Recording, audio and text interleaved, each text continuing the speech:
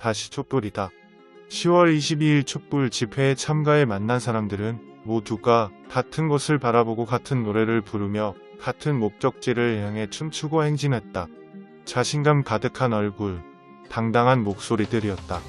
우리 스스로가 민주당을 지지하고 응원하기 때문에 광장을 가득 채운 사람들 모두가 민주당 지지자들일 것이라 그렇게 생각했다. 그런데 여기저기 모여 나누는 이야기들을 듣다 보니 민주당 지지자들만 있는 게 아니란 걸 알 수 있었다. 부모 손잡고 나와 어리둥절한 표정으로 서 있는 어린아이부터 80대로 보이는 어르신들까지. 비록 소수였지만 그들은 민주당을 지키고자, 이재명을 지키고자 광장으로 나온 게 아니었다. 촛불의 역사를 보고 함께하기 위해, 또는 특정 지지 세력 없이 단지 윤석열 정부의 행태에 분노해 나온 것이었다. 그러면서도 그 자리에 있던 모두가 주최 측의 구호에 따라 한 목소리를 내고 같은 촛불을 흔들었다. 윤석열 정부를 비판하고 퇴진과 특검을 외쳤다. 아차 싶었다. 어느 순간 너무나 당연하게 촛불 집회를 민주진영의 집회라고 여기고 있었던 것이다. 더욱이 이번 집회는 민주진영의 축제 또는 진보 진영만의 집회처럼 느껴지는 면들을 분명히 가지고 있었다. 잠시 잊고 있었다. 촛불은 한 집단의 것이 아니라 진실과 정의, 평화를 원하는 모두의 것이라는 것을, 그리고 그것이 실현될 때 비로소 설득력과 거대한 힘을 가질 수 있게 되는 것이고, 따라서 촛불의 의미가 틀에 갇히고 퇴색되는 것을 늘 경계해야 한다는 것을 잊고 있었다. 우리는 여전히 수구 기득권 세력과 전쟁 중이다.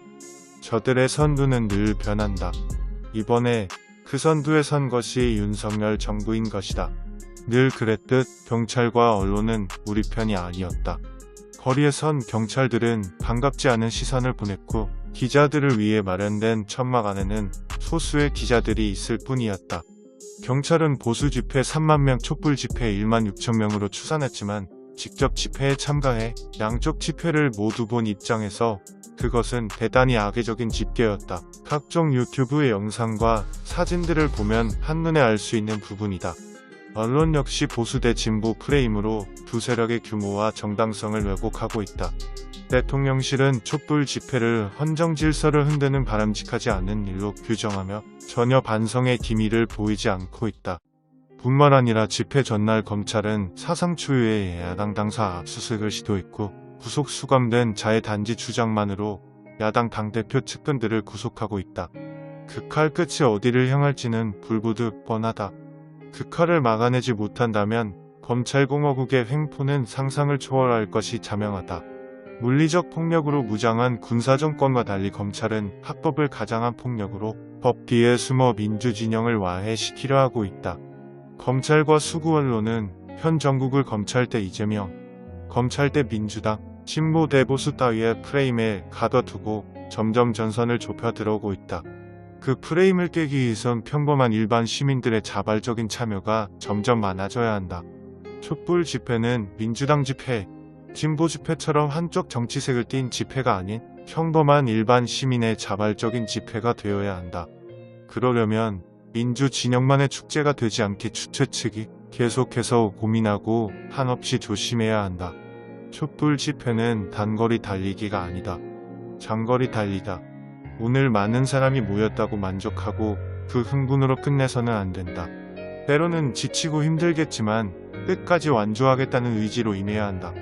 장기전에 대한 대비와 적절한 출구 전략도 필요해 보인다. 아직 윤석열의 임기가 많이 남아있고 총선 또한 1년이 넘게 남아있다. 윤석열 정부를 6개월여 지켜본 바 여론과 민심을 무시하고 쭉 자리를 지킬 가능성도 있다. 윤석열이 퇴진할 때까지 시위를 이어간다는 것이 가능할지 고민해 봐야 한다. 집회는 시작하는 것보다 끝내는 것이 더 어렵다는 말이 있다. 이 부분에서도 주최 측의 전략적 고민이 필요해 보인다. 그러나 지금 같은 상황에서 아무것도 하지 않고 그냥 당하고만 있는 것은 그들이 원하는 것일 것이다. 이 싸움은 지루하고 힘든 싸움이 될 가능성이 많다. 우리는 지난 박근혜 탄핵을 이뤄내며 촛불이 세상을 바꿀 수 있다는 것을 경험했다. 그래서 윤석열차에 계속되는 폭주는 촛불이 점점 더 크게 타오르는데 미랄이 될 것이다. 그 과정에서 촛불 민주 진영이라는 프레임으로 인해 고립되어서는 안 된다. 전체 인구의 3.5% 이상이 평화적 시위를 지속할 경우 정권은 필연적으로 무너진다고 한다. 수구 기득권 세력이 가장 두려워하는 것은 자발적으로 모여 거대해지는 촛불, 정당성과 설득력을 가진 촛불이다. 지루하고 힘든 투쟁 속에서 우리는 어느 순간 촛불이 꺼지는 것을 두려워하게 될지도 모른다. 그러나 그 두려움이 하나하나 모여 또다시 역사의 바퀴를 앞으로 굴려나갈 것이다. 2022년 다시 촛불이 타오르기 시작했다.